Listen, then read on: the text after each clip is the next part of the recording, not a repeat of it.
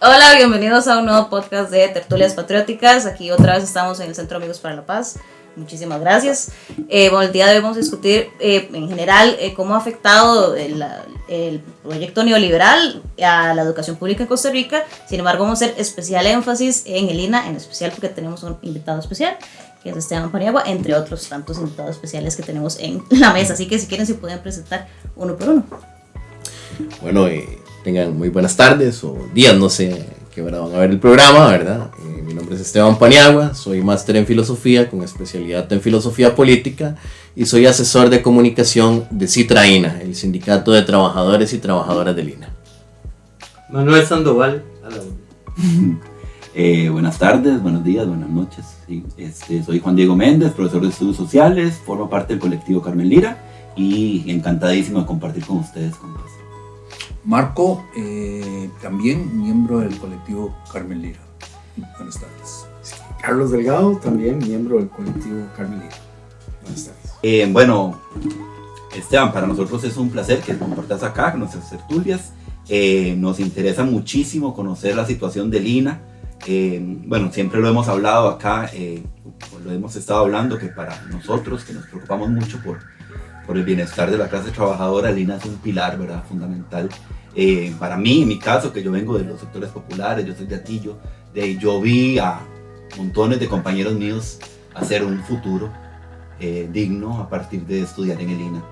Entonces creo yo que el INA es un pilar de nuestra patria, ¿verdad? Entonces nos duele mucho y nos preocupa mucho y queremos que la sociedad costarricense conozca la situación del INA. Entonces tenemos esta pregunta como para iniciar el debate: ¿cómo valorar la situación nacional, ¿verdad?, el cambio de gobierno, la profundización del modelo neoliberal en Costa Rica y la situación del INA en ese momento? Sí, bueno, compañeros y compañeras, muchas gracias, ¿verdad?, por esta invitación a las tertulias. Un saludo fraterno al grupo Carmen Lira. Es importante, bueno, analizar, ¿verdad?, que desde el gobierno de Carlos Alvarado a la actualidad estamos viviendo un programa solapado de ajuste estructural. Lo podemos ver en una secuencia que va desde la ley del fortalecimiento de las finanzas públicas, que impone una regla fiscal que tiene como objetivo debilitar las instituciones públicas que brindan servicios de calidad a la población costarricense, para que esos servicios se debiliten. Ni siquiera los mismos presupuestos de esas instituciones pueden ser ejecutados con la regla fiscal. Ya estamos hablando de que el ICE está hablando de que van a haber apagones si no sacan al ICE de la regla fiscal. El paso siguiente es un golpe duro a lo que podríamos decir que es el poder soberano, que es el derecho legítimo a la resistencia y a la protesta, y es la ley antihuelgas. Entonces vemos que vienen dos mecanismos: debilitamiento de las instituciones y, por otro lado, un debilitamiento del ejercicio del poder popular. O sea, ahora para hacer una manifestación legal, ¿verdad?, que históricamente las manifestaciones no han sido legales, ¿verdad?, si nos vamos a la historia, ¿verdad?, como tal, pero hay que pedir permiso, contar con determinados porcentajes de la población de una institución afiliada, etcétera, etcétera, etcétera. Seguidamente viene algo que es muy interesante: el plan piloto de la Ley de Empleo Público. Y el plan piloto de la Ley de Empleo Público fue la reforma de la Ley del INA. Entonces viene la reforma de la Ley del INA y seguidamente viene empleo público. Entonces vemos que Carlos Alvarado como que metió la aplanadora, preparó el camino para la llegada de un gobierno como el de Rodrigo Chávez, que es un gobierno autoritario, que es un gobierno que no hay un reconocimiento de la otredad. Si usted no acepta los postulados A, B, C, que son incuestionables para mí, usted no es persona, usted es mi enemigo, y si es mi enemigo no tiene derecho. Te ataco físicamente, te ataco en redes sociales. Lo estamos viendo en la Asamblea Legislativa. Un señor macho alfa se quita su camisa con full cruz en el pecho y empieza a amenazar a muerte, etcétera. Lo vemos en las redes sociales. Lo vemos en el discurso del presidente, que él dinamita puentes de diálogo con el que no piensa igual que él. Lo vemos en la junta directiva de la Caja Costarricense del Seguro Social, donde simplemente quita dedo a quien no está de acuerdo con sus políticas. Ese es el escenario en el que nos encontramos. ¿Qué pasó con la reforma de la ley del INA? Resulta que el presidente ejecutivo del INA entre 2018 y 2020 es Andrés Valenciano Yamuni, de la familia de los Yamuni, que tienen negocios relacionados con el grupo Horizonte Positivo. Al mismo grupo que se asocia André Garnier. André Garnier, quien fuera ministro de enlace con el sector privado del gobierno de Carlos Alvarado. Un superministro era. Un superministro. Y que tiene parques empresariales en régimen de zona franca. Y que tiene el grupo Garnier, que tiene inversiones en educación.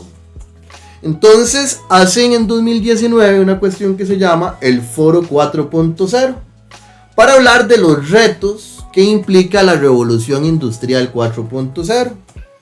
Después de eso, Andrés Valenciano Yamuni tiene debajo del brazo un expediente y dice que de ese foro derivó su propuesta para modernizar el INA, la reforma de la ley del INA. Y la reforma de la ley del INA se nos vende que es una propuesta para que el INA pueda afrontar los retos de la revolución industrial 4.0. Esto implica dos cosas. Una, realmente la reforma que ya se aprobó con la ley 9931 llega a hacer que el INA sea capaz de afrontar los retos de la revolución industrial 4.0. Y otra, ¿qué necesidad tiene el país de afrontar una revolución 4.0? Porque hay algunos sectores a los que eso durará 10, 15 años en llegar. Una panadería, una tapicería, no va a necesitar eso. O sea, son grupos específicos, élites de poder, las que requieren de capacitación en Industria 4.0. Pero vayamos a la primera parte. La reforma de la ley del INA se puede resumir en 4 puntos. La primera es que el INA puede realizar, cuando no tiene la capacidad instalada, contrataciones de servicios educativos por los mecanismos de licitación abreviada y sin límite de suma. O sea, pueden contratar que los servicios que brinda el INA los brinden empresas privadas manejando los fondos como una caja chica, casi que sin ninguna regulación y sin límite de suma. ¿Eso responde a la revolución industrial 4.0? No. El otro punto fue la inclusión de la empleabilidad como función del INA y no del Ministerio de Trabajo. O sea, presupuestos del INA que están destinados a formación y capacitación técnico-profesional ahora tienen que destinarse a empleabilidad porque así lo dice la ley. Perdón, ¿y qué quiere decir eso exactamente? Empleabilidad.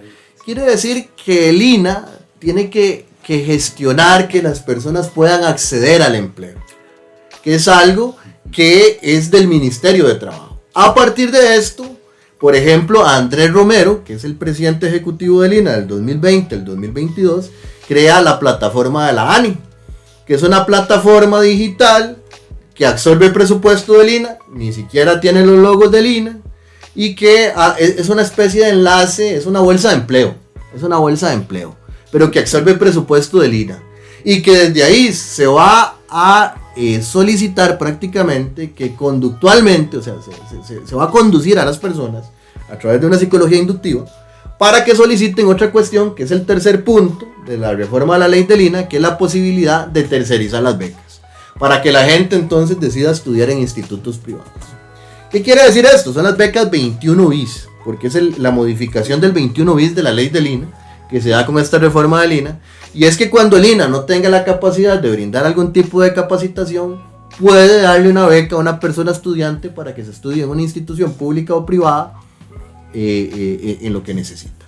Ahora bien, esto la administración actual lo está tomando no por una capacitación cualquiera, sino para inglés, para decir que no tiene capacidad instalada para dar capacitaciones de inglés, y entonces está diciendo que le va a dar 700,000 colones a cada persona estudiante para que vaya a un instituto privado patito a estudiar inglés, porque es mentira que vaya a ir a una institución pública. La Universidad Nacional tiene su propio sistema de becas, la UCR también, el Tecnológico también.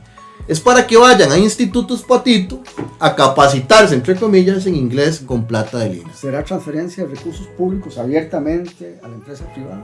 Fundamental. En Costa Rica estamos viviendo, con todo este proceso de neoliberalización, un desmantelamiento jurídico. Y efectivamente hay cosas que anteriormente podríamos catalogar como una figura jurídica, incluso ilícita, y que actualmente, con reformas de la ley, como la reforma de la ley de Lina, quedan dentro del marco de la legalidad, desgraciadamente. O sea, es un saqueo legal Totalmente. de nuestros Totalmente. recursos y de nuestra institucionalidad. Es como antes había una cuestión que era apología del delito, eso lo quitaron. Entonces podemos escuchar a un Otto Guevara diciendo un montón de barrabasadas, ¿verdad? De que debería de quitarse impuestos a empresas privadas, etcétera, cosas que en su discurso antes era apología del delito y que ahora ya ahora pueden decirlo abiertamente, porque vienen desmantelando todo el aparato, todo el aparato jurídico para poder realizar estas cuestiones. El último punto de la reforma de la ley de Lina es un nuevo régimen de empleo. Un nuevo régimen de empleo de acuerdo con el cual las personas ya no van a estar regidas por lo que diga el servicio civil, sino por el código de trabajo. O sea, como cualquier empresa privada. Y el INA tiene la potestad de contratar por lecciones, por horas, por tiempos definidos, por cuartos, por medios tiempos, o sea, subcontrataciones. Para que las personas que comienzan a trabajar en el INA, de ahora en adelante, ya no tengan un arraigo con la institución. También hay una desmovilización del movimiento sindical. También hay explotación laboral. Se acentúa la precarización de la fuerza de trabajo. La precarización de la fuerza de trabajo. Exactamente. Esa es la reforma de la ley de Lina. Entonces, esta reforma viene para tercerizar las becas. Ahora, zonas francas, por ejemplo, dicen el inglés que necesitamos aquí no nos lo está dando el INA. Entonces ahora, la zona franca, que antes capacitaba a su personal para los servicios que quería dar, porque es algo muy específico, o sea, si yo voy a Sykes y quiero capacitarme para trabajar en Sykes, eso no me va a servir, ese inglés no me va a servir para trabajar en otra empresa, sino para Sykes. Ahora entonces el INA le va a pagar a las empresas, estas de zonas francas, 700,000 colones por persona, para que capaciten a sus personas. Pero vean qué interesante, si hay proyectos de ley para exonerar a las zonas francas de pagar el impuesto al INA. Yo tengo una duda. La duda mía es que ya hubo con la ley 9931, hubo una reforma a la ley orgánica del INA. Ah. Y te lo voy a leer a ver qué pensás vos con todo esto, porque ya eso se inició. Yo creo que no hay necesidad de otra reforma. Y te lo digo, leo. Dice, el Instituto Nacional de Aprendizaje, INA, tendrá como finalidad principal: 1. Promover, desarrollar y potenciar la capacitación y formación profesional en Costa Rica.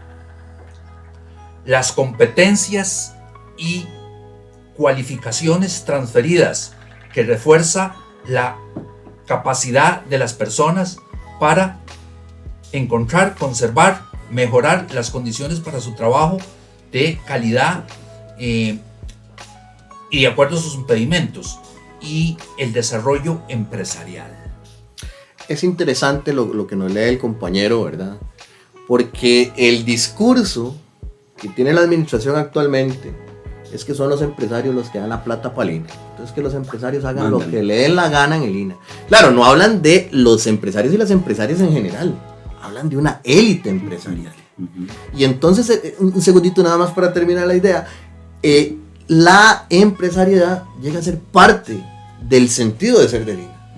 Cuando en 1965 el INA se crea, que es por impulso de Alfonso Carro, es para brindarle educación a aquellas personas más pobres de este país que no pueden acceder a la educación formal, que no pueden acceder a la educación vocacional, porque no pueden durar 5 o 6 años en un colegio porque necesitan ir a trabajar para llevar la comidita a su casa.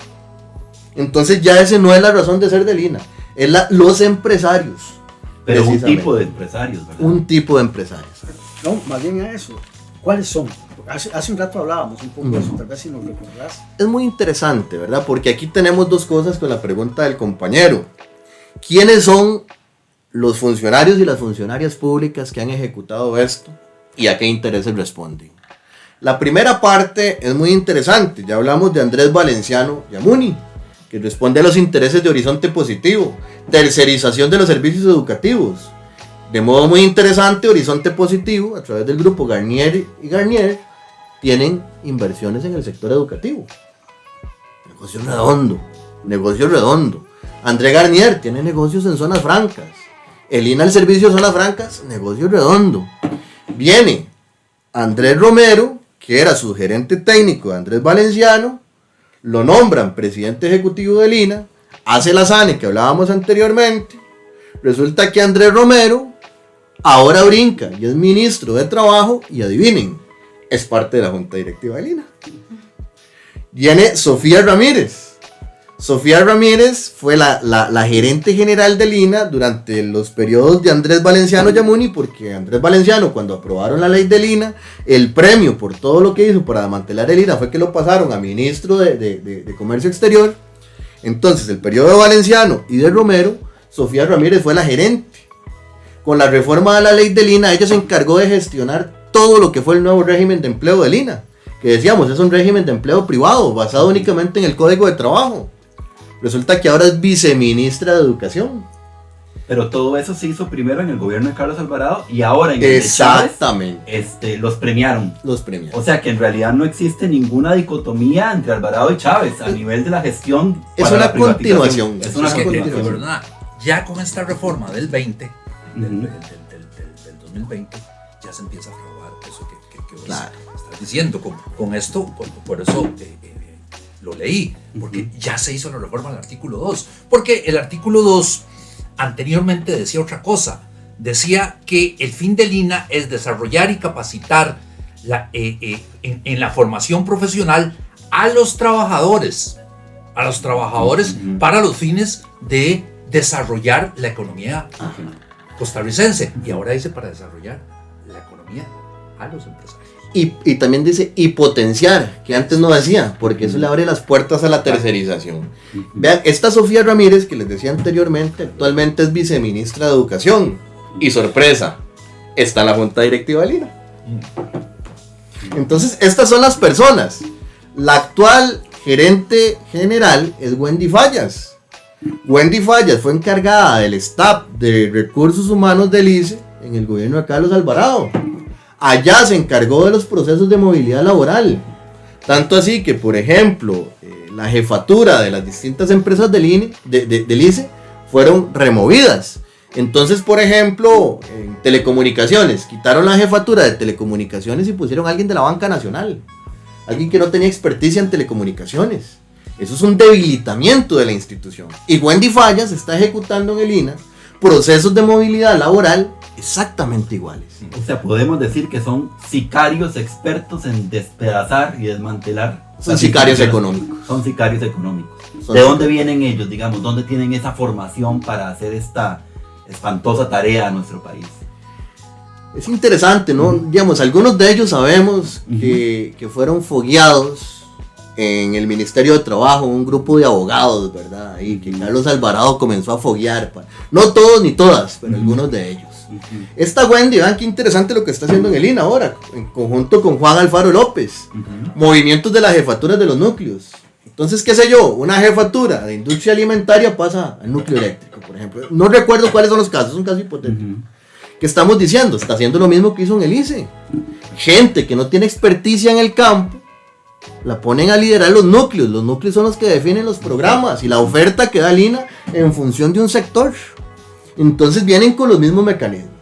Juan Alfaro López, actual presidente ejecutivo, fue viceministro de la presidencia de Carlos Alvarado, encargado de la UPAP. Cuando sale lo del escándalo de la UPAP y todo esto, pasa al Ministerio de Hacienda. ¿Adivinen con quién? Rodrigo Chávez Robles. Vean qué fuerte. Qué buena información, Esteban. Excelente. Ahora bien, ¿a qué intereses responde esto? Resulta que el proyecto estrella de Juan Alfaro López, el director de ahora el presidente ejecutivo de Lina, es un portafolio de proyectos y acciones estratégicas INA 2023-2026. Resulta que en febrero de este año lo presentan en la Junta Directiva de Lina y sin que nadie de la Junta Directiva de Lina supiera, ¡sorpresa! Saludo presencial de Rodrigo Chávez Robles. O sea, es el proyecto del gobierno, pero no solo del gobierno, porque Rodrigo Chávez Robles pertenece a la Academia de Centroamérica, a la cual pertenecen también Rodolfo Pisa, Miguel Ángel Rodríguez, y la Academia de Centroamérica tiene un economista que se llama Jorge Cornick, que en 2022 hizo un estudio que se llama Estudio sobre la implementación de la reforma de la ley de Lina, donde él comienza a hablar sobre cómo se ha aplicado y qué se tiene que aplicar de más.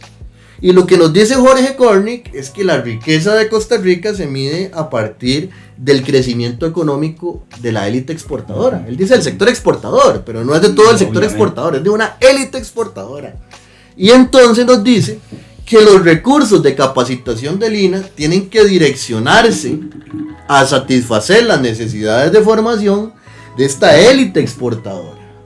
Y que los recursos de Lina no tienen que centrarse o focalizarse en satisfacer las necesidades de formación de las pequeñas y medianas empresas que satisfacen de bienes y servicios al mercado nacional. O sea, todo para la élite exportadora. Totalmente.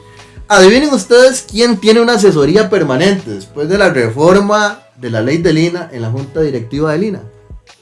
CINDE. Y CINDE es una promotora de inversión extranjera. Entonces aquí viene el segundo sector hacia el que se dirige la reestructuración y reforma de Lina. ¿Por qué? Porque viene a satisfacer los intereses de las empresas transnacionales. Y ambos grupos, tanto la Academia de Centroamérica como CINDE, están de acuerdo en que se direccione a zonas francas. Porque hace algunos años las zonas francas eran solo empresas transnacionales. Actualmente hay una serie de nuevos riquillos que tienen sus empresas en régimen de zonas francas para evadir impuestos. Legalmente. No puedo decir evadir, digamos, porque ahora la figura es que está eludir. Exactamente, entonces, eludir, la elusión, exactamente. Evasión y elusión. Exactamente. Es un derecho divino, según otros. Pero entonces vean qué interesante, son 3 sectores hacia los que quieren dirigir los recursos de Lina. Entonces, dentro de esta misma élite, que está dividida, ¿verdad? Que está peleada, dentro de este sector, ¿verdad? Que está de este lado, ¿verdad? Del lado de los Chávez, de Rodrigo Chávez, que representa a Rodrigo Chávez, hay 2 matices. Uno es el matiz libertario. Entonces, los libertarios y las libertarias dicen que si el INA se financia con plata de los empresarios, ¿Qué es de los empresarios? no, lo que dicen es que no se la rebajen a los empresarios, que cada empresario va a ver cómo hace para capacitar. O sea, que cierren el INA. Ajá, claro, eso pensé directamente. Exactamente. Y está la otra corriente, que es neoconservadora, o sea, que acepta todos los postulados del neoliberalismo, pero que el Estado sí tiene que intervenir para garantizar determinados derechos que son privilegios de determinadas familias, que por riqueza o por apellido se merecen esos derechos por encima del resto de la población, que son los que está representando el presidente ejecutivo de Lina, ¿verdad? Y es que los recursos de Lina se direccionen específicamente a satisfacer las necesidades de zonas francas, de empresas transnacionales y de la élite exportadora. Punto. Entonces por ahí va lo que está pasando en el INA. Entonces, por ejemplo, con el portafolio de proyectos y acciones estratégicas nos están hablando de un rebranding de la educación y la formación técnica. ¿Y qué es un rebranding? Un rebranding es un término que se utiliza en publicidad para transformar una marca. Pero acá no estamos hablando de una transformación de forma, no estamos hablando de que el logo de industria alimentaria va a cambiar, estamos hablando de una transformación de fondo, porque lo que quieren es direccionar los recursos del INA a satisfacer las necesidades de esos sectores.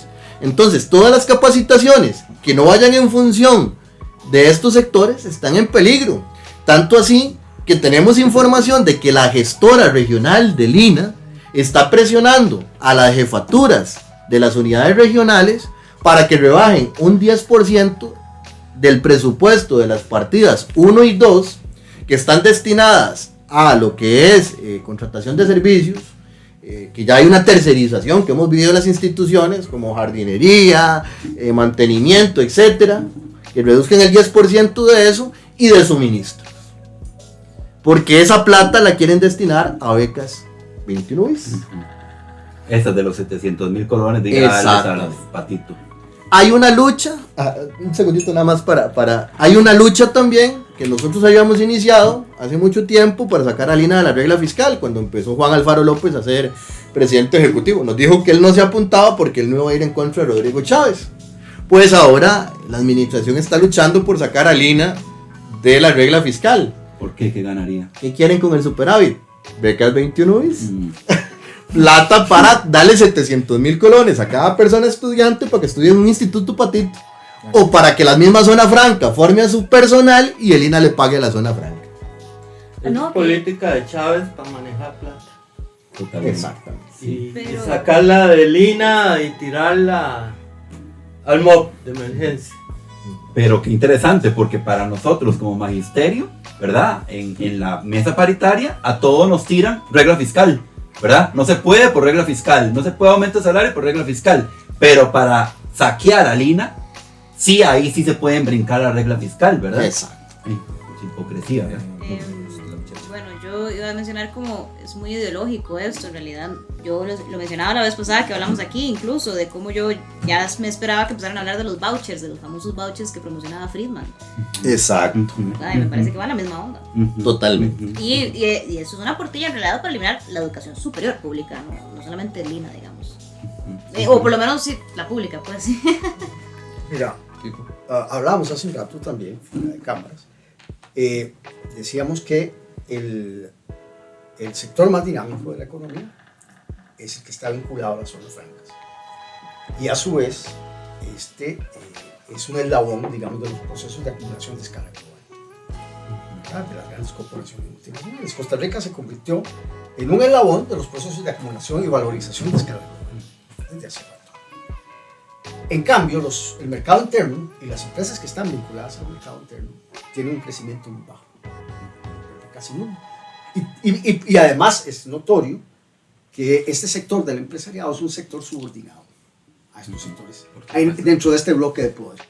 Es un sector subordinado que tiene, vamos a ver, que no puede imponer sus condiciones y que por lo tanto ve cómo la institucionalidad se redirecciona, y digo se redirecciona, en función de los intereses de estos sectores de capital, es decir, del gran capital exportador y del capital transnacional. Y digo que se redirecciona porque en los años 60 y 70, cuando Costa Rica intentaba desarrollar un proceso de industria dependiente, vinculado al mercado común centroamericano, el INA ahí jugó un papel efectivamente muy importante, ¿verdad? En la producción de profesionales, ¿verdad? Y de trabajadores especializados para las distintas industrias, ¿verdad? Ahora, evidentemente, parece que eso ya no interesa y se clausura, ¿verdad? Entonces, estamos viendo cómo se está terminando de cerrar un capítulo de la historia del país y cómo la reestructuración de las instituciones está en función ahora única y exclusivamente de estos procesos de valorización de capital transnacional o de las empresas, de las grandes empresas exportadoras. Es muy interesante ahí porque eso parte incluso de dos mitos en el INA. Uno es que son los empresarios los que financian el INA. Eso es mentira. La plata que se le rebaja a las empresas para financiar el INA no es exclusivamente de los empresarios, es de las personas trabajadoras. Entonces, lo que dice la administración de que el INA es de los empresarios, pues los empresarios la financian, es una total mentira. Porque se le rebaja parte a la patronal y parte a la persona empleada. Entonces, la persona empleada aporta al INA, no solamente es de los empleadores. La segunda, que lo que dinamiza esta economía en este país son las zonas francas y las empresas exportación de esta élite exportadora. Alrededor del 80% del presupuesto del INA viene del mercado interno. Entonces estamos diciendo, Total subsidio. lo que quieren nada más es no pagarle al INA, porque quieren que haya proyectos de ley para exonerar a las zonas francas de pagarle al INA, pero que los recursos del INA que aportan en su gran mayoría el resto de personas que tienen empresas y que trabajan para empresas en este país, para el mercado nacional, aporten la plata para la capacitación de ellos. Es increíble. Esteban, demasiado agradecido con toda la información que traes acá. O sea, el panorama queda muy claro. O sea, lo que uno logra ver es que quienes están gobernando actualmente Costa Rica son una élite de parásitos improductivos que utilizan todo lo que el Estado costarricense y la sociedad costarricense construyó en un periodo histórico súper importante para ahora ponerlo al servicio de sectores transnacionales que, como decías ahora vos, hay mucha ideología. Ahora lo decía Jimena, hay mucha ideología porque aquí se habla de beneficiar al empresario. La gran mayoría de la mano de obra de la fuerza de trabajo en Costa Rica proviene de pequeños y medianos negocios. Realmente lo que da la zona franca es muy poco en cantidad de mano de obra, ¿verdad? Esa es una.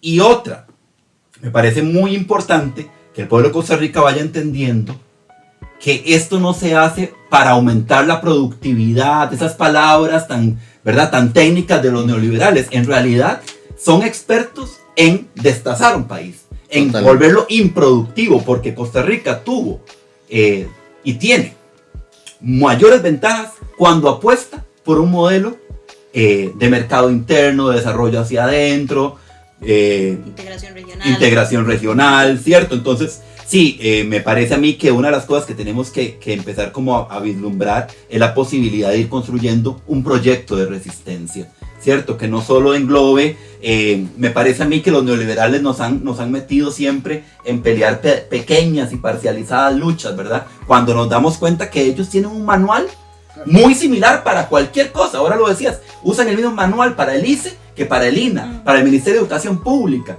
Nosotros tenemos que darnos cuenta de que la resistencia tiene que ser integral, ¿verdad? Y tenemos que ir construyendo un proyecto de sociedad y de país, porque el panorama va a ser desastroso, ¿verdad? Si no logramos frenar esto, imagínense ustedes, costarricenses, de dónde va a salir la mano de obra, la fuerza de trabajo para las pequeñas, medianas empresas, que son las que generan realmente riqueza en este país, ¿cierto? A mí me gustaría meter nada más un poquitito, que hemos discutido ya varias veces, como, hoy en día hablar de izquierda, derecha, ¿verdad? O sea, como uno se ubica muy bien, no hay realmente nadie que represente como los intereses que uno diga, de la clase trabajadora, de la gente más desposeída del país, ¿verdad? Pero que muchas veces se le achaca mucho a los progres, ¿no? Como el tema de que son problemas, son respuestas ideológicas a problemas materiales, pero aquí vemos que es exactamente lo mismo, ¿verdad? Porque los neoliberales son iguales. Los neoliberales son exactamente la otra cara de la moneda, son problemas ideológicos, soluciones ideológicas para problemas materiales que no están solventando con eso, que dan como una cara como de neutralidad y objetividad económica que no se refleja en la realidad. Totalmente. Yo tengo, perdón, muy breve, yo tengo varias cosas que es importante, engarzando con lo que dice la compañera. Los partidos políticos otrora que tenían una ideología son los mismos partidos que con diferentes conformación llegaron a aprobar leyes como esta, porque es importante, tomando en cuenta lo que vos decís, que esta ley, la ley orgánica de el INA, tiene varias, muy recientes, varias reformas. Una establece, que es la más importante, que las directrices con las cuales va a cumplir sus fines el INA son las directrices que el Poder Ejecutivo dé. Y así lo dice el artículo 3, inciso A de esa ley. Entonces, si el Poder Ejecutivo, que es el gobierno, es un gobierno neoliberal, es un gobierno de capitalismo salvaje, ¿cuáles van a ser esas directrices sino unas de protección a los empresarios? Es que no hay otra. Entonces vean cómo el derecho, la formación del derecho fue conformando toda esta maraña, para proteger unos al otros. Entonces, la finalidad del INA es lo que hablamos, pero las directrices las va a dar el Poder Ejecutivo. Entonces el Poder Ejecutivo le dice a quién le va a producir y a quién va a formar. Usted va a formar para empresarios, usted va a formar para lo que vos dijiste, va a formar personas para esto, para lo otro, y aquí y allá. Y entonces, engarzo esto, ¿por qué en la Asamblea Legislativa emitieron o hicieron este tipo de leyes que son contrarias a la formación que había en los partidos políticos, formación ideológicas? Porque ya no hay partidos con formaciones ideológicas, hay partidos con fines lucrativos, hay partidos con un fin nada más, que es el capital, y ya todos saben de los partidos que hay. El Partido Liberación Nacional no era el socialdemócrata que era en la época de Figueres y en la época de Oduber, que vos dijiste, ya es otra cosa. A partir de una presidencia, 1986, ya no tuvo ideología. Porque el neoliberalismo, yo no creo que sea una ideología, ¿verdad? Es una manera de dominación de los pueblos, de explotar a los pueblos y de masacrar a los pueblos. Yo más bien diría que es pura ideología. La forma en la que logra normalizar la miseria, de la manera en la que lo hace, necesita de un control ideológico hegemónico brutal, ¿verdad? Que nos han logrado de alguna manera, y hasta ahora el New York Times incluso acaba de sacar un artículo en primera plana, ¿verdad? Diciendo como, uy, creemos que la globalización no funcionó como creíamos. Qué raro, el libre mercado no dio no liberó al sur global de la pobreza, ¿verdad? O sea, qué raro, más bien la empeoró, dice, ¿verdad? Entonces me parece que es ridículo que hasta ahora estén llegando a digamos, ese tipo de respuestas, porque, o sea, esto se sabe, digamos, se sabía que digamos, ese Reaganomics que no tiene ningún fundamento en ningún ejemplo matemático plausible, ¿verdad? De que, sí, porque se vaya a dar mucha riqueza y concentración y libre mercado donde nadie pueda regular la riqueza de alguna manera va a bajar. Tiene que bajar, ¿verdad? No, lo que sabemos que no, la tendencia es la acumulación. Entonces yo digo que para poder normalizar ese fallo que ha sido el siglo XXI, la globalización, ¿verdad?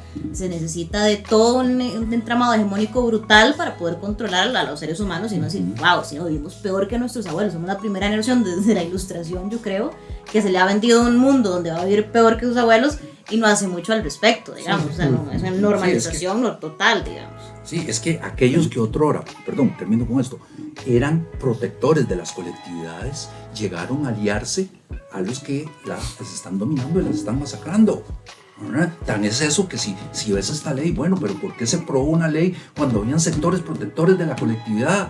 Una ley que le da las potestades amplias al Poder Ejecutivo para que haga lo que quiera con el INA, y para que lo que esté haciendo es formación de personas, pero no formación de trabajadores para pequeñas y medianas empresas, sino formación de profesionales que sirven solo a las grandes empresas. Ese es el grave. Yo tengo una duda, digamos, vos que manejas muy bien ese tema. Por más que se precarice el INA y se precarice la mano de obra, Costa Rica no necesariamente puede ser un puente de atracción a este capital golondrina, porque existen otras sociedades muchísimo más precarizadas que manejan también el inglés, que manejan también esas cuestiones y que van a atraer esas inversiones. No necesariamente porque Costa Rica se postre al capital transnacional es que va a venir aquí el capital transnacional como lo quieren vender, ¿o sí? ¿Cómo lo ves? Es que es muy interesante, ¿verdad? Porque Costa Rica le ha apostado en los últimos gobiernos, ¿verdad?, a una economía basada en atraer inversión extranjera y ha debilitado lo que es el fortalecimiento de la economía nacional. Entonces podemos ver el agro es un sector abandonado por la economía, por la banca, por todo. No les interesa, pero sí les interesa a las empresas transnacionales. Pero ¿qué pasa con las empresas transnacionales? Son empresas que, como lo hizo en su momento Intel, de la noche a la mañana, ya no están aquí. Ya se fueron. Encontraron mejores condiciones en otro lado. Entonces ahí es donde vemos que este modelo que nos han vendido como que es lo máximo, es un modelo que es una burbuja. Es una cuestión de tiempo. Totalmente. Qué bueno. Hace 40 años aproximadamente, la burguesía costarricense, de manera ya absolutamente explícita, renunció a cualquier desarrollo. Es decir, desde hace 40 años la burguesía costarricense viene diciendo una y otra vez que la tarea del desarrollo corresponde a la atracción de inversión extranjera y que la inversión extranjera va a generar el desarrollo. Sin una estrategia de desarrollo no hay desarrollo posible. Además, por ejemplo, el caso de las zonas francas es muy interesante. Hay cero encadenamientos, ¿verdad? Y eso queda muy claro. Lástima, alguien se había tomado la molestia de hacer un gráfico en los últimos años de cómo había venido evolucionando el crecimiento productivo en zonas francas y cómo ha evolucionado en el mercado interno. Y hay una total desconexión. Mientras que en zonas francas, y ya hace la demostración, digamos matemática, mientras en zonas francas se mantiene o aumenta la producción, en el mercado interno no pasa absolutamente nada. Hay una total desconexión entre zonas francas y el mercado interno. O sea, las zonas francas son muy claras. Totalmente. Es muy interesante ahí, ¿verdad? Porque lo comentábamos también ahora en el preámbulo del programa. ¿Cómo es posible que una zona franca no pague impuestos municipales? O sea, no paga la basura. La persona más pobre de este país que tiene el lote paga la basura.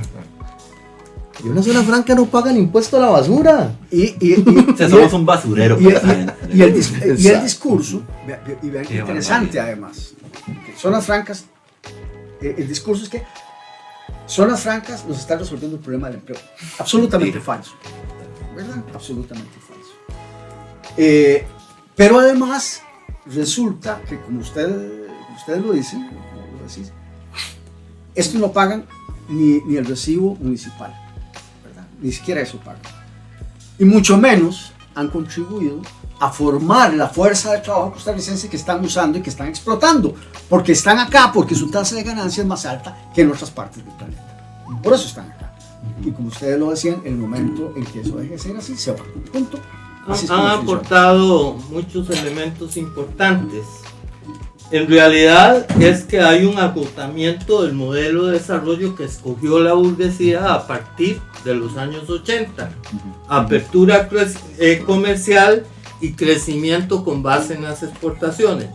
Esto tiene que ver con un ciclo decadente de la economía capitalista a nivel mundial, que se ha reflejado ya en la recesión, en una serie de procesos recesivos, el del 2008, la pandemia, que responde al proceso de destrucción de la naturaleza, al saqueo de la naturaleza, y la situación inestable que no se ha completado la recuperación que hay en estos momentos. En ese marco, como se optó, como apuntan muy bien, por sacrificar el mercado interno, que era el factor fundamental en el desarrollo económico anterior del país, el modelo socialdemócrata de los años 50, este país en este momento marcha a 2 velocidades. Un sector de maquila electrónica, sobre todo las zonas francas, con una serie de privilegios que explican que se establecieran aquí, y algunas condiciones especiales del país, y todo lo que es la producción para el mercado interno, que está en retroceso. Y entonces hay crecimiento del desempleo. Esa es la... Pero cuidado, este país ha tenido suerte.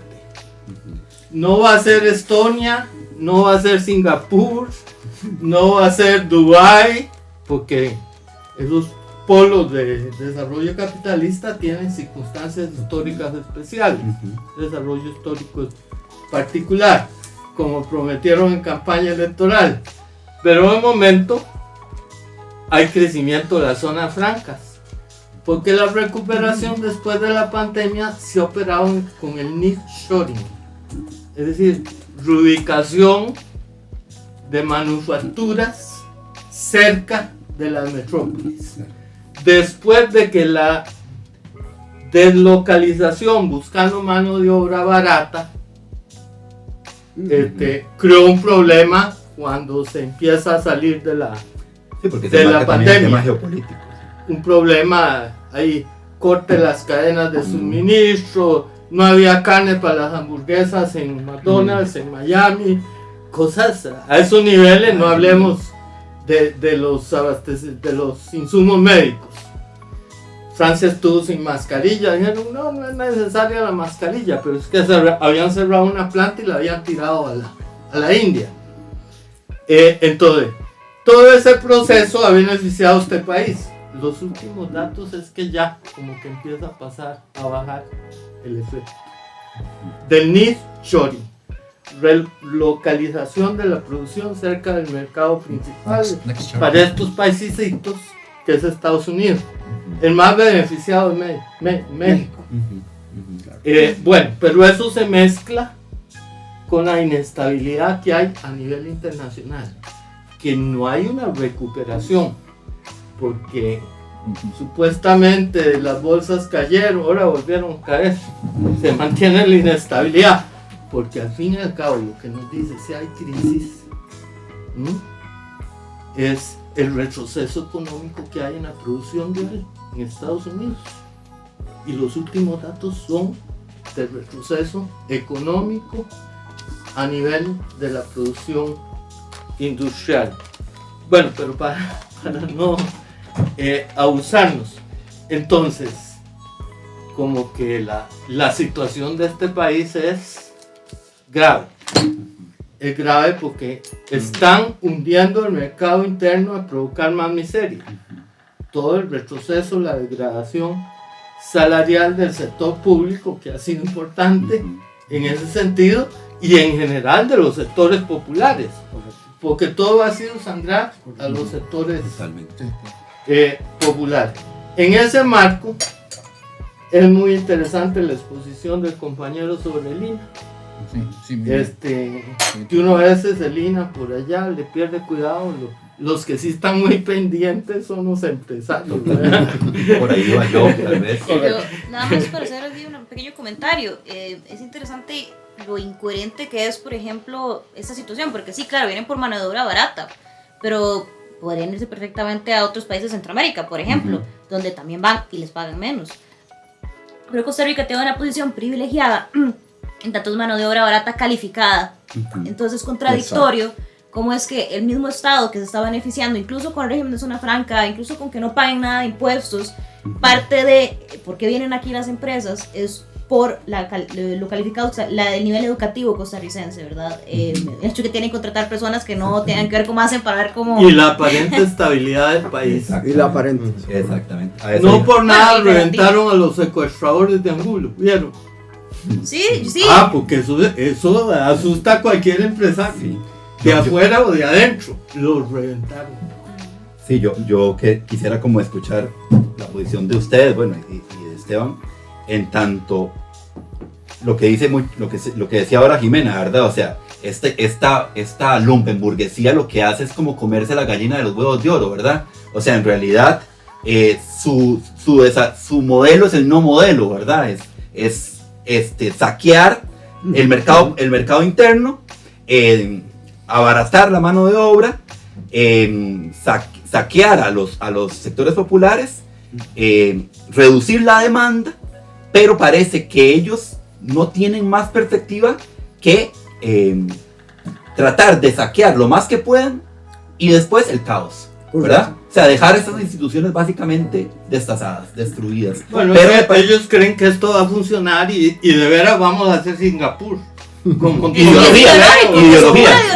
Es como lo que pasa en Estados Unidos, que el pobre no se cree pobre, se cree un millonario que le está pasando mal. Y en Costa Rica es un Singapur que la está pasando mal, esa es la lógica. O la Suiza. Y yo quisiera como escucharte a vos, ¿por qué crees que para las élites el INA es tan importante para este modelo, digamos? Porque o sea, dentro de todo lo que nos has explicado, digamos, es una pieza central para llevar adelante la construcción de este no modelo de desarrollo, ¿verdad? Muy interesante la pregunta, ¿verdad? Porque al inicio dejamos algo ahí suelto. Y fue cuando hablábamos de la Revolución Industrial 4.0. Eso sí. ¿A quién beneficia la Revolución Industrial 4.0? Los sectores exportadores, debido a los códigos ISO y a un montón de cuestiones, ya tienen una tecnología que es adecuada a la Revolución Industrial 4.0. y necesitan una mano de obra muy especializada, al igual que las empresas transnacionales. Entonces, por ejemplo, vemos al presidente ejecutivo del INA como gran cosa la educación dual, etcétera, en la fabricación de implementos médicos. O sea, son sectores que necesitan formaciones muy caras y muy específicas. Si el INA me las da de gratis, Qué buen punto. y si Claro, más bien claro, yo gracias. puedo poner incluso el instructor para que dé las capacitaciones a mis empleados y el INA me paga. Claro. Qué bien, sí, ya Claro. entendimos. Todo gratis. Sí, todo y ese- eso no lo pueden hacer los colegios ese técnicos, ¿no? ¿Verdad? O la- sea, tienen realmente una manzana ahí para poner a funcionar este Revolución 4.0. Estamos Increíble. Todo mantiene gratis. la burguesía nacional. Exacto. La gran ventaja de los entes públicos, dineros de todos. Es más, si Como lo dirían vemos, los libertarios, todo lo quieren de gratis, todo es gratis, todo ahí sin impuestos, no quiero Eso, pagar eso. nada, ¿verdad? Qué Ellos son bonito, los ¿dónde está la verdaderos innovación? cívicos, ¿Dónde está la Bueno, cosa? pero ¿verdad? ellos Todo crean la es riqueza. gratis. Ah, sí. no, y lo Todo vemos, quieren gratis. lo vemos No lo he ¿Y visto. a quién le cobra eso? A uno que paga impuestos y sí paga impuestos, ¿no? Sí, Entonces, qué interesante porque se apasionó un poco la discusión, pero me imagino yo que la gente que nos está viendo tiene la idea de aquel INA que preparaba a los panaderos, a los electricistas, Mecánicos. a los mecánicos, y no, esta gente lo que quiere es preparar. Están desapareciendo esos cursitos. están en peligro porque el portafolio de proyectos INA 2023-2026, que de hecho lo hicieron sin estudios técnicos, porque si traen a solicitud los estudios técnicos que emplearon para plantear el futuro del INA en 3 años y no los tienen, no los hicieron, hay un rebranding de la formación técnica, o sea, una transformación. Ahí es Eso donde viene hace están rato. replanteando la oferta que brinda el INA. Y ahora todos los recursos los están centrando en inglés y ya ahí estamos viendo esa transformación, ¿verdad? Y tan importante que eran esos cursitos Totalmente, de pastelero. Manuel. Qué cantidad de gente y de cocina, qué cantidad de gente se graduó Claro. y tiene empleo y vive Electricistas. bien. Vea, Vea, para poner nada más el ejemplo anecdótico, ¿verdad? O sea, ¿cuántas madres solteras, ahora que está el tema del feminismo, Jimena, y todo esto, ¿verdad? ¿Cierto? O sea, ¿cómo empoderar a las mujeres realmente? ¿Cuántas madres solteras a partir de un curso de pastelería tengo? Dígame, la mamá de mi hijo, su mamá es pastelera de Lina y mantuvo 4 hijos. Y los Claro. 4 son universitarios hoy, con un curso de pastelera de Lina. Pero- ¿Ya? pero o sea, es es que el lado humano no hay que perderlo de Claro. vista. Y vean ¿Ya? qué interesante, nos dice Wendy Fallas, está en el acta 07-2023 de febrero, el acta de la Junta Directiva de Lina, donde la administración presenta este portafolio de proyectos, que debemos de dejar de trabajar una oferta dual y no dual. Que toda la oferta de Lina tiene que ser dual o dualizable. Entonces, ¿qué estamos diciendo? ¿Cuál empresa recibe estudiantes para educación dual? La recibe el Gran Hotel. Ahí vemos el presidente ejecutivo de Lina, donde anda paseando diciendo: en el hotel tal iniciamos un proyecto de educación dual. El hostel que está ahí puede recibir estudiantes para formación dual.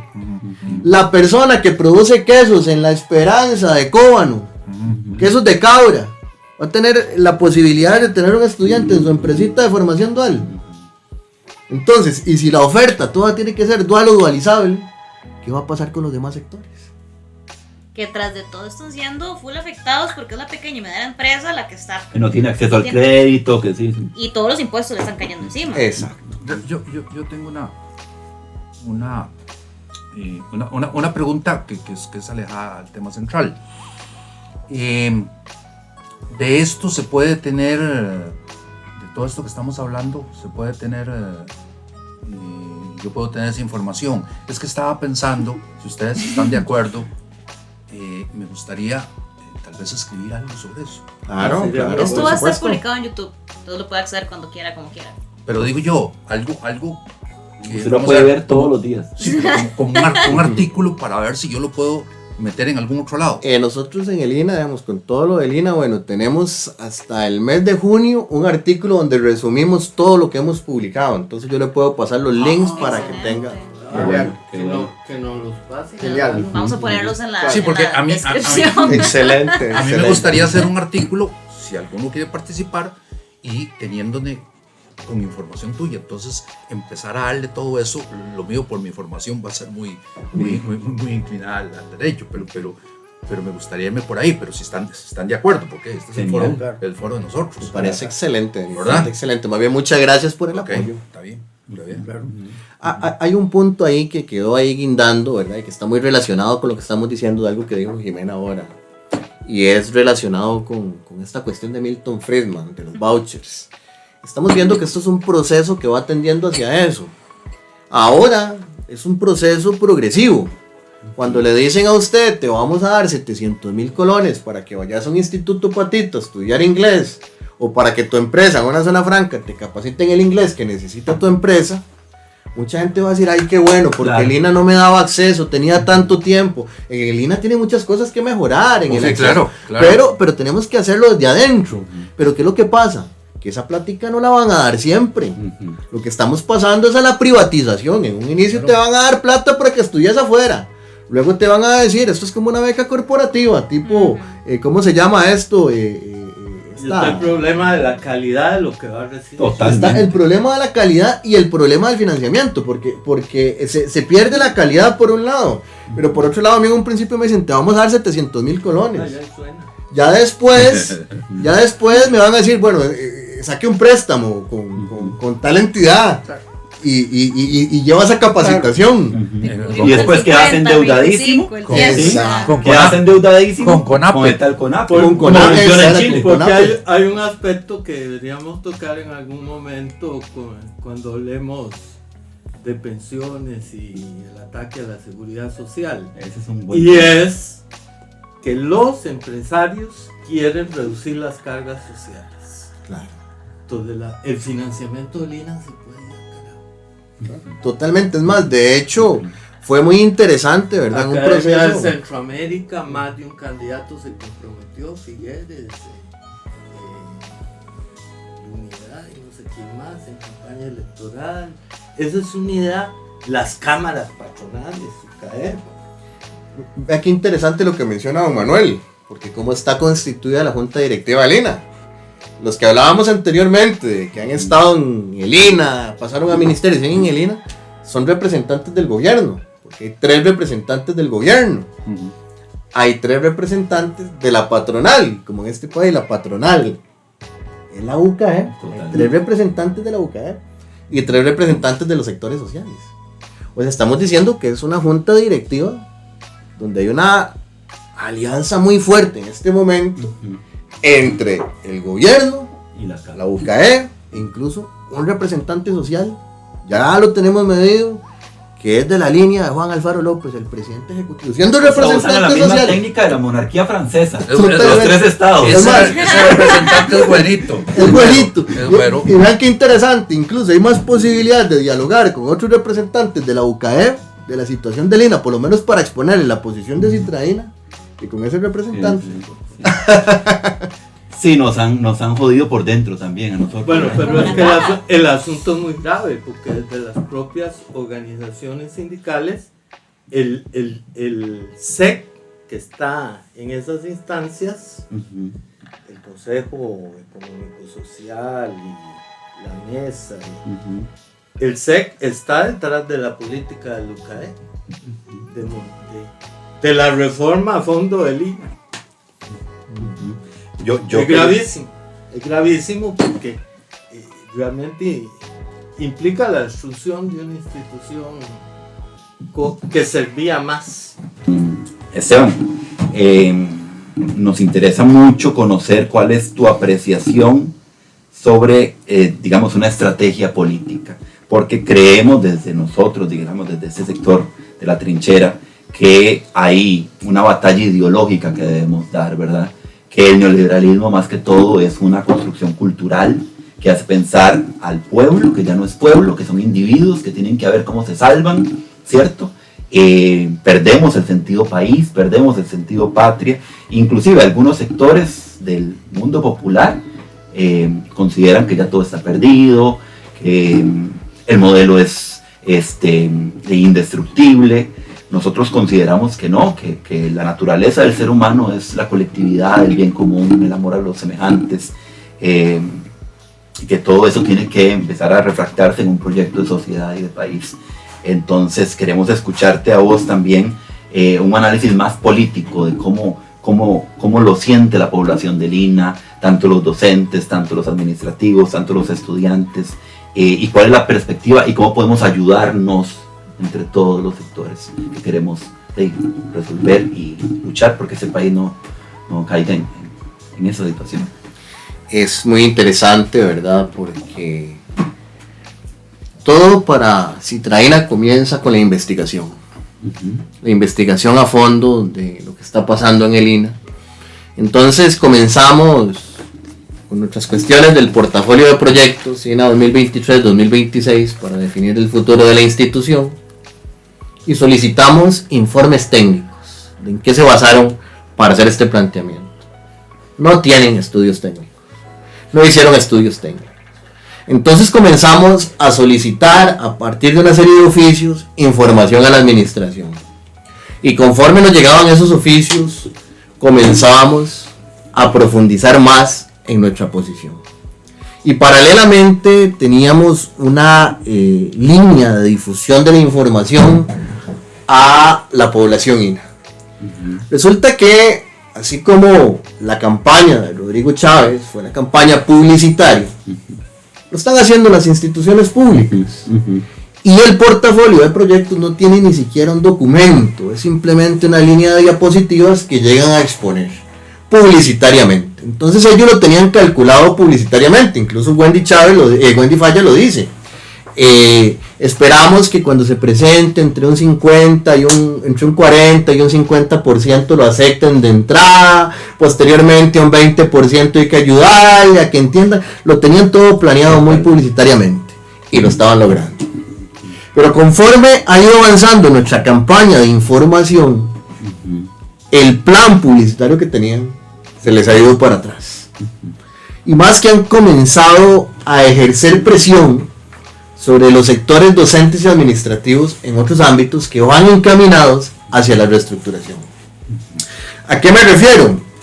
Por ejemplo, están hablando de una movilidad laboral voluntaria para las personas que están a punto de pensionarse. Y las personas administrativas del INA, que están en el magisterio, no cumplen la condición de 20 años de trabajar para el magisterio, sino hasta 2025. Entonces, si se acogen a una movilidad voluntaria, van a quedar inhabilitados e inhabilitadas para trabajar para el sector público por un montón de tiempo, y aparte de eso les va a hacer falta tiempo para pensionarse, y no van a cumplir con el requisito del magisterio, que son 20 años. Entonces, es algo muy complicado, ya la gente entonces comienza a despertar por ahí.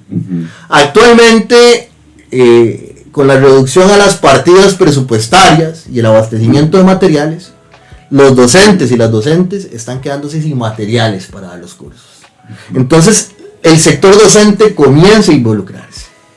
Qué bien. El sector estudiantil en el INA lo han desmovilizado desde hace mucho tiempo y es un poco difícil porque en el INA, a diferencia de la secundaria o de las universidades, que son periodos largos, son periodos muy cortos. Entonces, articular un movimiento estudiantil es un poco difícil. ¿Cómo nos hemos ido articulando también afuera? Nos hemos ido articulando a través de distintas organizaciones sindicales y sectores sociales. Tenemos apoyo del Busco, tenemos apoyo de la Mesa Nacional de Diálogo Social y Productivo, tenemos apoyo de las federaciones estudiantiles, tenemos apoyo del movimiento estudiantil de secundaria, tenemos apoyo del sector arrocero. Entonces, lo que hemos hecho es una campaña de pensar dialogando con los distintos sectores, como esto mismo que estamos haciendo hoy acá, ¿verdad?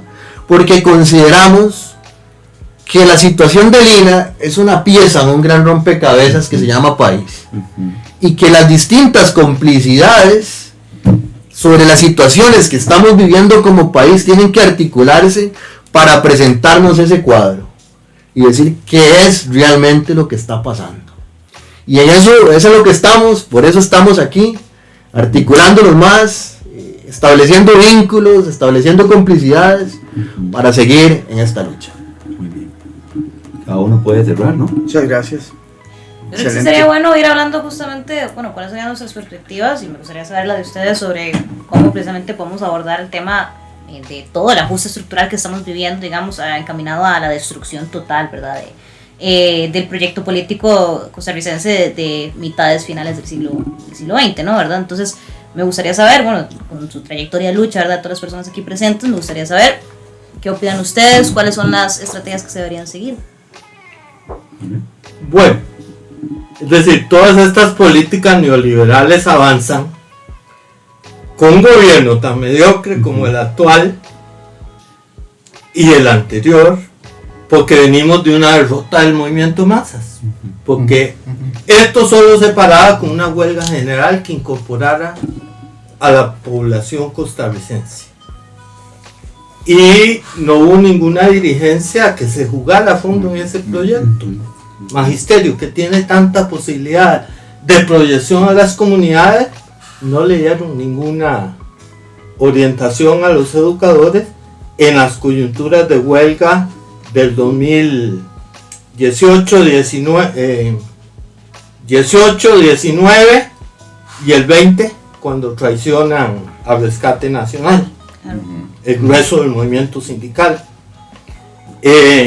Entonces se impuso todo este plan con la que articula la nefasta Rocío Aguilar con la reforma fiscal, que ahora está articulando, hablábamos, la reforma de pensiones y cuidado si no por ahí, la disminución de las cargas sociales que podría ser que liquide a Lina. Entonces, el gran problema es cómo se va, a partir de las luchas en cada sector, cómo se va avanzando, incorporar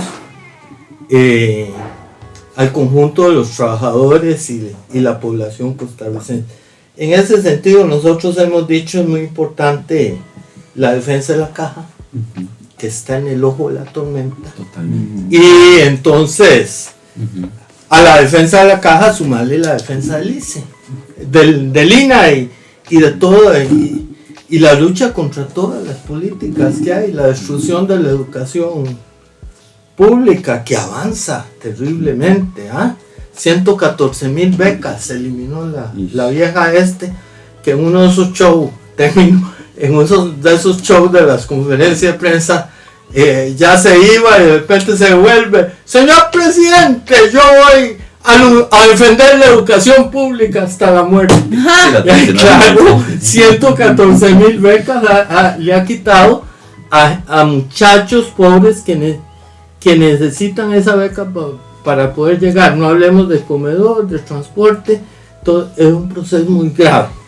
Al que se añade lo de Lina, que ciertamente le va a quitar posibilidades a muchísima gente de jugárselas en cocina, en turismo, en mucha cosa, en pastelería, en mucha cosa que le ha dado trabajo a la gente en todo el periodo anterior, con el agravante de que ponerle Lina en función de las transnacionales, bueno, cuidado si no se van mañana. Exacto. Exactamente. Bueno, primero que todo, muchas gracias a todos los compañeros y compañeras de estar acá y compartir. Yo para cerrar, sí, venimos de épocas de derrota, ¿cierto? ¿Verdad? Además, yo me considero una generación que solo ha conocido la derrota, pero no hemos conocido la traición, y eso es muy importante.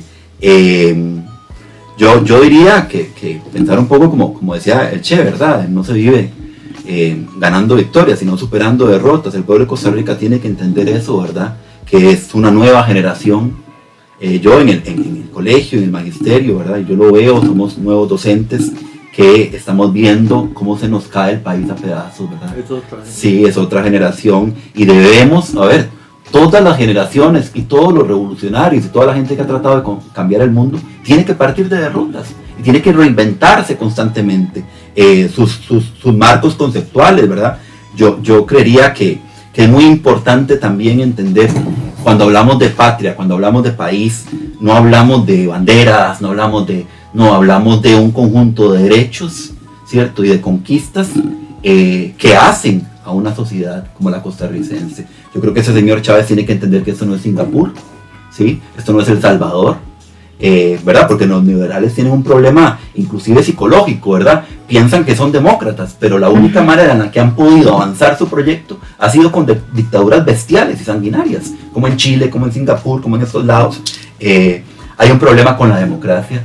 Chávez tiene un gran problema con la democracia, porque su doctrina de Shock no encaja con la división de poderes, todo esto. Entonces, cualquier área que tratemos de estudiar y de luchar está englobado por lo mismo. Me parece a mí que la labor que ustedes hacen desde Citraína y la labor que han hecho compas, ¿verdad?, históricos como los que están acá, de informar, ¿verdad? La sociedad costarricense está muy mal informada, totalmente. Uno lo ve desde su trabajo en el aula, ¿verdad? Es muy difícil que los padres de familia, que los estudiantes entiendan que la política la hacemos nosotros también, ¿verdad? Yo siento que ese es otro gran problema del neoliberalismo, que ha hecho a la sociedad totalmente despolitizada, simplemente es víctima, ¿cierto? Y no nos damos cuenta del potencial transformador que tienen los pueblos, ¿verdad? Por eso ahora hablábamos de empezar a englobar más los temas internacionales. Hay sociedades que están haciendo el esfuerzo, ¿verdad?, por transformar el modelo o superar el modelo neoliberal, y debemos aprender y podemos enlazar. Entonces yo lo que llamaría es a eso, a la información, a la politización, a la movilización. Siento que Chávez también, como todo tecnócrata, no sabe enfrentarse a los movimientos sociales, ¿verdad? O los insulta, ¿cierto? O los desvalora. Pero la marcha demostró eso, o sea, no sabía ni qué decir, salía con tonterías de que un chop suey o no sé qué cosas estúpidas, pero realmente sí, él no es un político, ¿cierto? Es un administrador, un sicario económico, como lo ha definido siempre Carlos.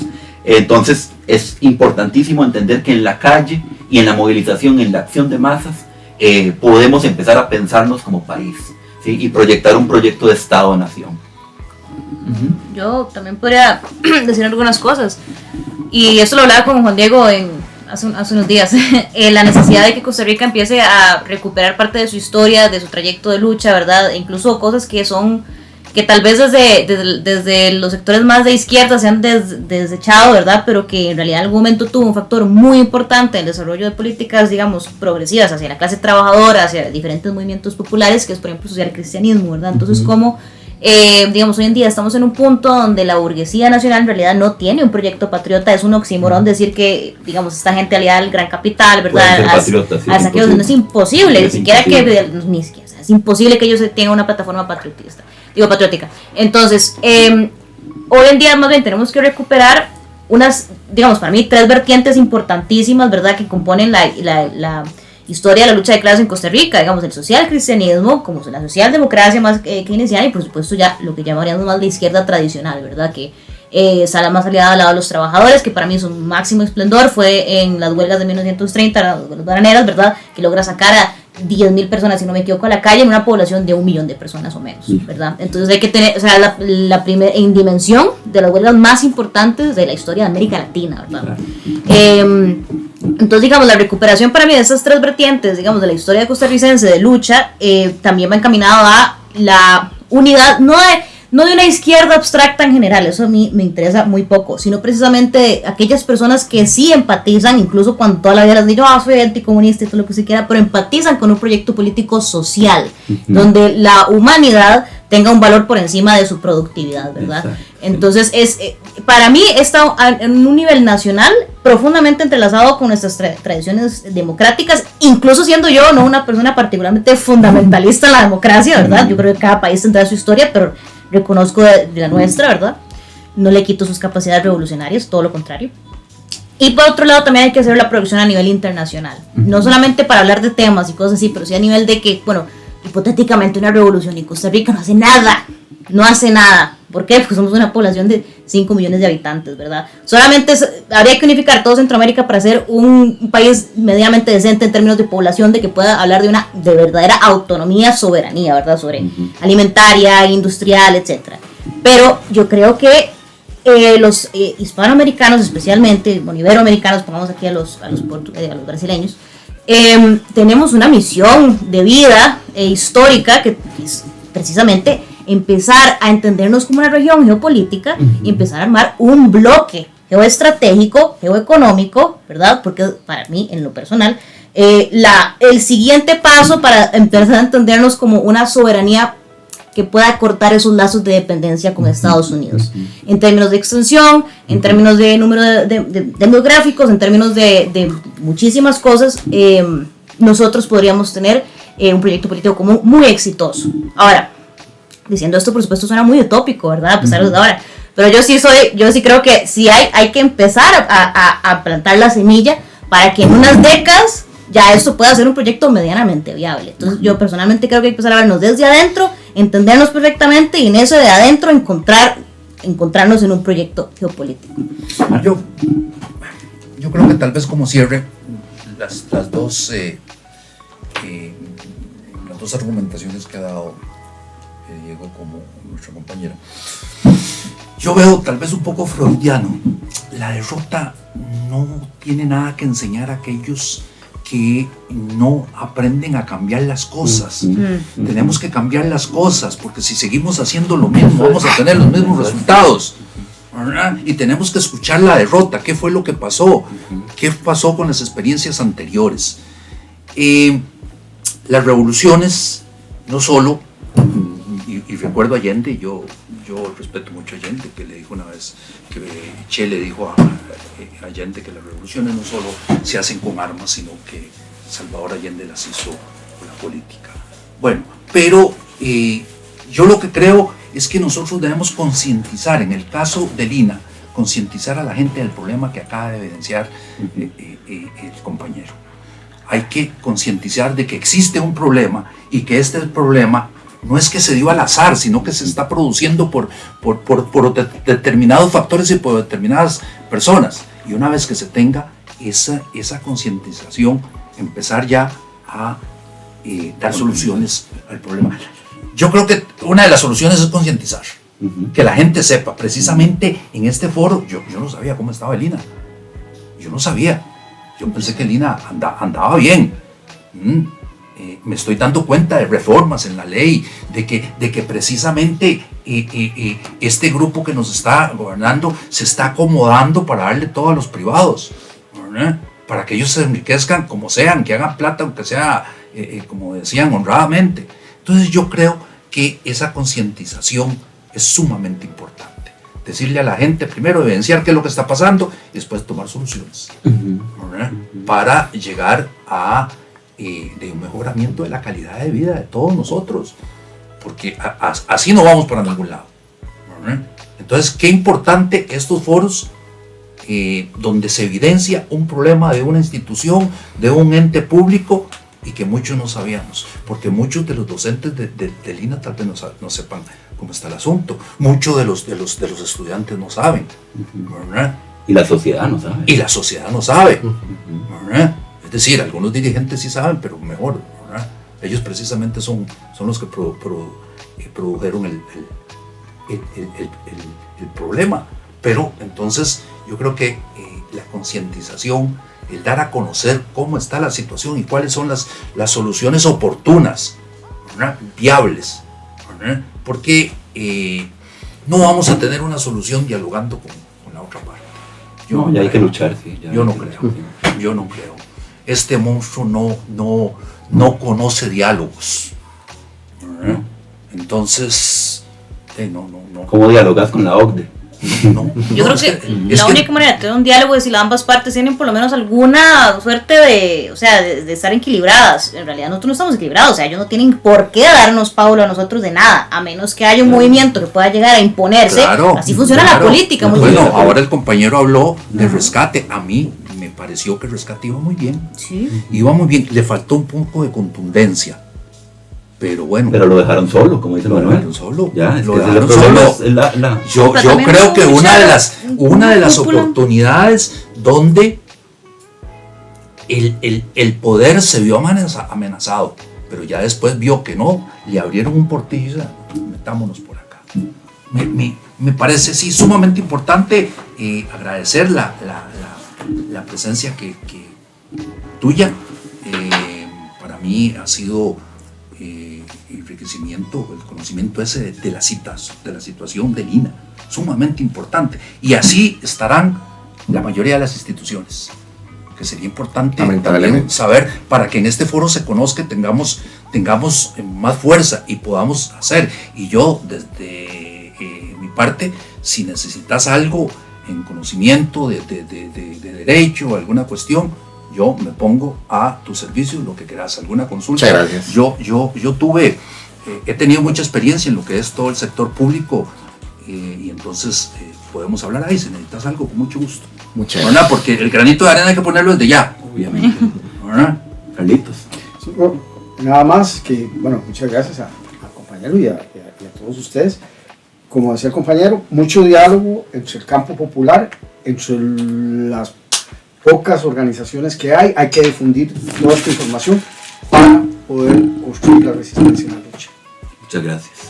Gracias a todos. Gracias, Jimena, por el espacio. Por supuesto, Muchas gracias. gracias. Sí, Bueno, muchas gracias. Bueno. muchas gracias, por favor suscríbanse, denle like y por favor compartan si les gustó la información. Es importante, como dicen los compañeros, difundir esta información que la sociedad costarricense no sabe, y también si es a nivel internacional, muy probablemente estamos en una dinámica igual en América Latina de destrucción de los estados de bienestar, ¿verdad? Entonces, peleen el ojo y bueno, muchas gracias.